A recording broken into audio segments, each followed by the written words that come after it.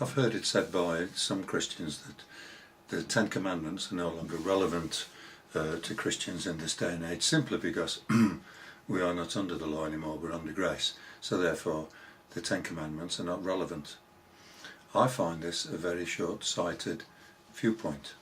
The Ten Commandments are not simply 10 rules or 10 laws to keep us under control, but these commandments are very much an expression of the nature and the character of God.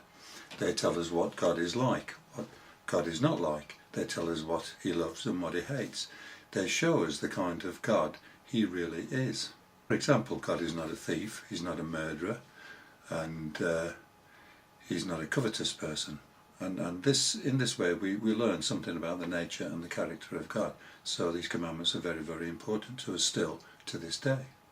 Without knowing what God is like through the commandments, it would be very easy for us to make up our own kind of God based upon what we would like him to be like. And that would be quite a dangerous thing for us.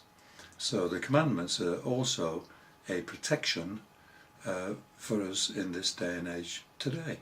In Matthew 5:48 we read these words, "Be perfect even as your Father in heaven is perfect." From an English speaking point of view is that we tend to interpret the word as meaning flawless, and it's quite obvious that none of us are without some kind of a flaw. But the original word was not intended to mean be flawless. It was intended to mean to copy him the way he is and in the things that he does. And that's why the commandments are so important to us, because it teaches us what God is and what God does. So therefore we are to, even with all of our flaws, we are to copy him, to be like him, and to do the things that he does. I often say to people, don't be frightened of the laws of God. They're not going to bite you, but what they will do is to guide you along the correct path.